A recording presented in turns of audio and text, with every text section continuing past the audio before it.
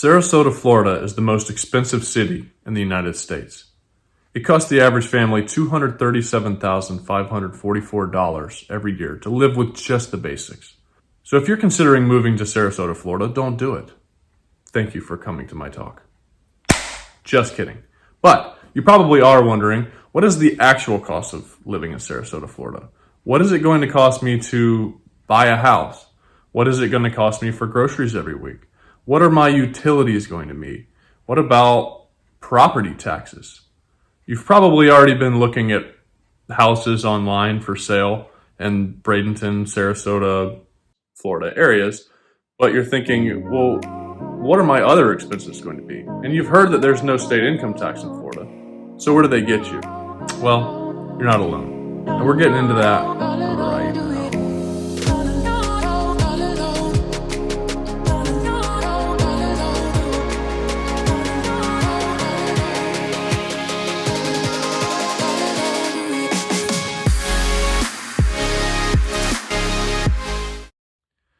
What is up? This is Ty Matthews with eXp Realty. And if this is your first time to the channel and you're looking for information on what it's like to live, work, play in Sarasota, Florida, hit that subscribe button and hit the little bell so you're notified every time we do a new video. Listen, we are getting calls, texts, emails all the time from people who are thinking about moving and relocating here to the Sarasota, Bradenton area. And we absolutely love helping you find your perfect spot. So if you're even thinking about moving to the Sarasota, Bradenton area, the only way to get in touch with us is to call, text, email us, because we got your back if you're making a move here to the Sarasota, Bradenton area. Okay, so we're going to get into the cost of living. We're going to get into all of the expenses that you probably have thought about, like housing, medical expenses, utilities, and taxes. But we're also going to get into a couple of hidden costs that you may or may not have where you currently live. So probably start off with transportation. So transportation in Sarasota, Florida, if you are coming from a major metropolitan area where you ride subway or train, you're gonna need a car in Florida unless you are right downtown or right by where you're gonna work. We just don't have a subway system in Florida because you'd be underwater. The train system is non-existent, so most people drive. The good news is that on a 100 being a national average, Sarasota, Florida is a 90.9, so we're a full 9% lower on average for transportation costs. So our gas prices right now, beginning of February in 2021, we're hovering about $2.25 to $2.35 a gallon, which is a lot better than most of the areas in the country, especially places like California, New York, New Jersey, Michigan. A lot of those places are significantly higher. So the other nice thing is we don't have tolls in Sarasota, Bradenton area. So if you are going to be working, however, in Tampa Bay, St. Petersburg, that area, there are a significant number of tolls. The average toll is probably $1.25.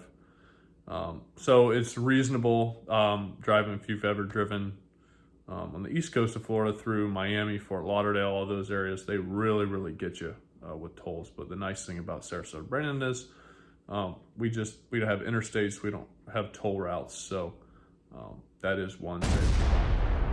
So the next thing we should get into is grocery costs if you're going to be living in Sarasota area. So one of the most popular stores we have here is Publix. So you may or may not have Publix. Publix is definitely not the cheapest. So you can get really cheap groceries here at Aldi or Walmart.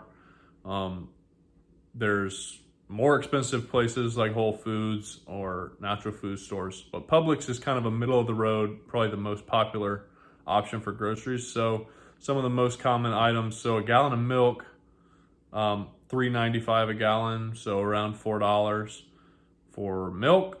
Ground beef is going to run you about $5 a gallon, $5 a pound. It's gone up a lot since last March when the pandemic started, so that price has gone up, has not come back down yet. The bread is about $3.50 to $4 for a loaf of bread. So those are just some of the normal costs. On average, though, Sarasota is a good bit higher. So let me read my notes here. Okay, so groceries on a cost of living scale, 100 being even for the national average. Sarasota is 106.5, so we're 6.5% higher than the national average for groceries. So that's definitely something to think about. But if you're going to be living here, you got to buy groceries, like it or not. Okay, so moving on to health costs. So health, we are at a 97.6 on the scale of 100, so we're slightly less than the national average. I will say I used to live in Palm Beach for a little while, the Jupiter area, Palm Beach, and our health insurance is slightly less than it was over on the east coast of Florida. Also, car insurance, interestingly enough, is slightly less expensive here in Sarasota, Bradenton than it is in the east coast of Florida. So depending on where you're coming from, just anticipate it being close to what you're probably paying, unless you're in an area that's notoriously high. But I would say that Florida is kind of known for its terrible drivers, so I figured our insurance costs would be a lot higher than the national average, but I was mistaken. Okay, so I know that we're getting into costs. Stick around to the end. I'll show you my actual utility bills, what they cost me per month, and then I'll give you, it's a lot higher for electric in the summer than in the winter, just obviously due to the cooler temperatures in the winter. But stick around, my exact costs for you for those bills. Okay, so let's jump into the housing costs. That's kind of one of the biggest expense you'll have when moving to Sarasota, Bradenton. So the housing cost is actually 14% higher than the national average, which may come as a shock to you. Maybe it's less than you thought. If you're coming from a place that's notoriously high to live, like California, major cities in New York, or really Atlanta, any other states, if you're moving to Florida, 14% higher, it's a good bit. So the median home price is $265,000. So don't get that confused though, because the average price is $350,000, $360,000. So when you're looking for a 3-bedroom, 2-bath house, if it's 2,000 square feet, that's probably one of the most common things people are after. It's realistically going to cost you anywhere from $300,000 plus. There are less expensive areas, but you also have to be careful where you go, because there's certainly some areas that have lower priced housing, but those are typically areas that are either high crime, terrible school districts. So you really have to be careful, because there's lots of great areas in Sarasota, but there's also some really bad areas that you'd want to avoid at all costs. So it's a little bit less expensive if you move just slightly north of Sarasota into the Bradenton Parish, Palmetto area. It's where I actually live, and it's where I've lived most of my life. So it's a little bit less expensive here. If you're interested, I'm doing a cost of living in Bradenton, and I'll break that down from Bradenton, Palmetto Parish, so you can kind of get an idea and a feel, because Bradenton, Palmetto Parish, those are all kind of linked up with Sarasota, so it's really the Sarasota Bradenton area. So I'll do a video on that too. But that being said, it really just varies. So it kind of depends on where you're going to be working. If you're going to be commuting, if you are going to be working from home, then you can obviously be a little bit more flexible with your desirable location, but that's what I'm here for.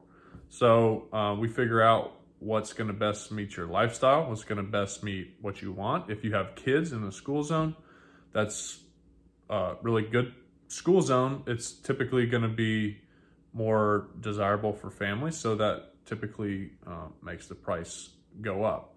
So also how close you want to be to the beach. If you want to be on one of the barrier islands, take that home price I just gave you and double it pretty much, because if you're going to be on the water or within sniffing distance of it, you can bet that you're going to pay a little bit more. But if you're okay being in the eastern part of Sarasota or those areas, you can certainly find some better deals. And a lot of times the newer builds are a lot bigger houses and out of flood zones and things like that. So it's just something to consider. Okay, so sticking with housing, I mentioned that we're going to have some sneaky costs that you might not have thought of.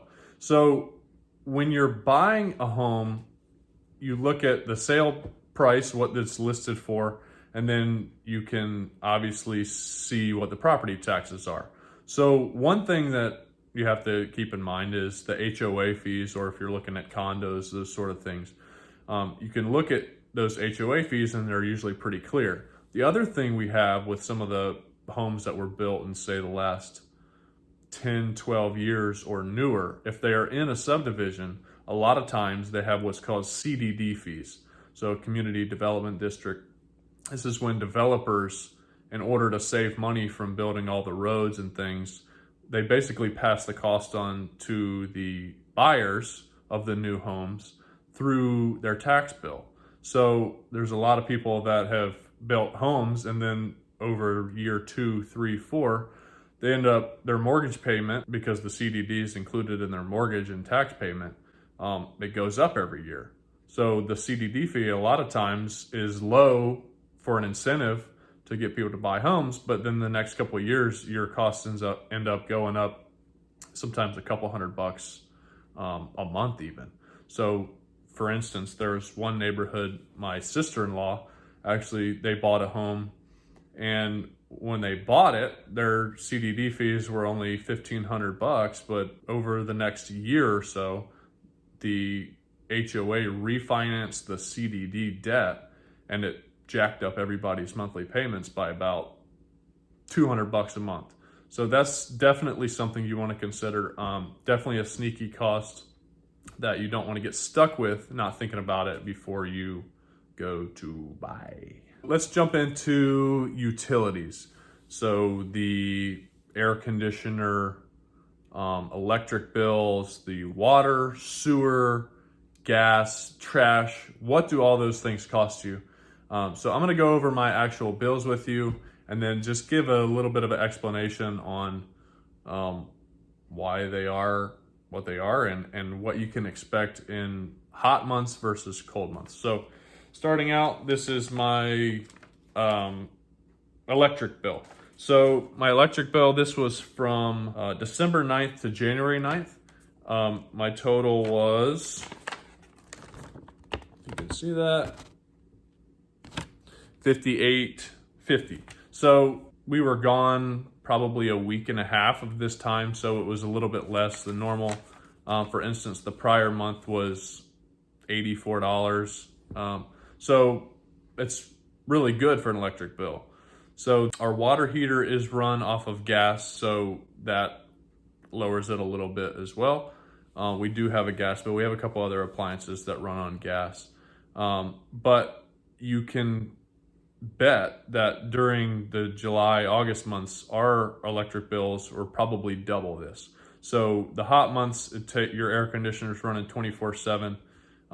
Even sometimes in December, January, February, our air conditioner is running because we have 80-degree days in January, 80-plus degree days sometimes. We've had Christmas days where it's 86, 87 degrees out. So you just never know. We've had a really mild winter, but we've had a lot of cool days, which has been nice. So let's jump into the water bill. So our water bill, $89. But our water bill, our utilities for the water, sewer, and trash are all on one bill. So that's one nice thing. Depending on where you live, if you're in a city, we're in an unincorporated area, meaning we're not in the actual city limits, but If you are in a city, it's typically run by a municipal water district or department. So your bills can fluctuate a little bit. On the whole, it's a good bit less expensive than other areas that I've lived in myself, especially Palm Beach and the Jupiter area. The other bills we have, the gas bill, as I referenced a few minutes ago. The gas bill is $44. It averages anywhere between 40 and 50 bucks a month. As I said, not our entire house is run on it, but we do have several of the major appliances that run on gas, and it does lower our electricity. So the other bills that you can expect, our internet runs us about $60 to $70 a month. So when you move here, there's going to be incentives to sign a contract, as low as $45, $50 a month for high-speed internet. But typically your pricing goes up after a year or so. So that's a cost that you just have to understand that it's just going to go up.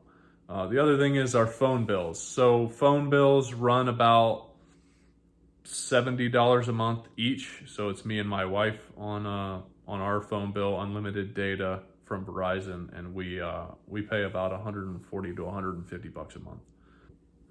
So as far as utilities go, obviously I went over what my electric cost me, my water, gas bills, internet, phone, stuff like that. So all in all, Sarasota ranks 94.2 on a scale of 100. So we're a good bit lower than the national average when it comes to those bills. Taxes. Obviously, I mentioned that Sarasota doesn't have any state income tax. So wherever you're at, if you are currently paying state income tax, figure out your income divided by the tax rate, and you can figure out how much you'll save. But let's go to Google and we'll go to figure out how much the property taxes are, because one of the ways that they offset not having a state income tax is higher property tax rates than some other states. So let's go to Sarasota property appraiser.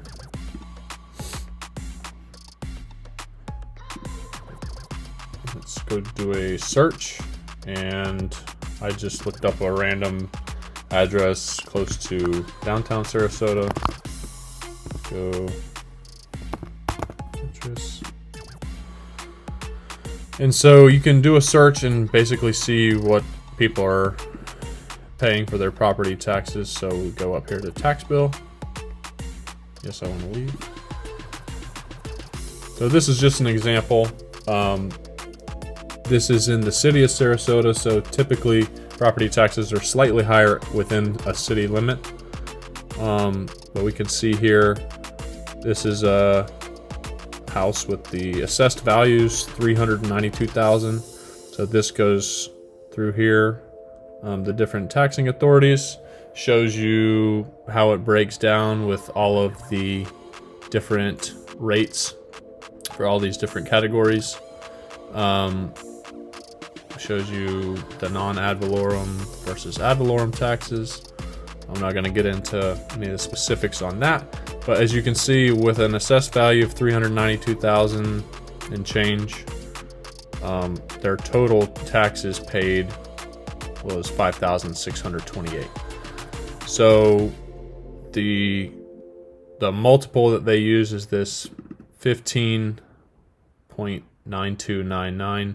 So if you are looking at a property in Sarasota, figure out what the assessed value is, not the market value, what it sells for, but the assessed value on the property appraiser.